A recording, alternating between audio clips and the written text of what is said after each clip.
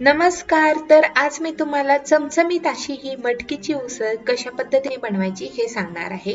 तर मटकीची उसळ बनवण्यासाठी इथे मी कढईमध्ये तेल गरम करून घेतलेले आहे. अर्धा चमचा जिरे मोहरी टाकून कढीपत्त्याची काही पाने टाकून त्याच्यामध्ये 3-4 हिरव्या मिरच्या आणि लसणाच्या 5-6 पाकळ्या टाकून घेतलेल्या आहेत. त्याच्यानंतर ह्याच्यामध्ये मी 2 मध्यम साईजचे कांदे उभे कापून ते देखील तेलामध्ये चांगले व्यवस्थित परतून घेतलेले आहेत. एक टोमॅटो देखील व्यवस्थित असा या तेलामध्ये आपल्याला परतून घ्यायचा आहे.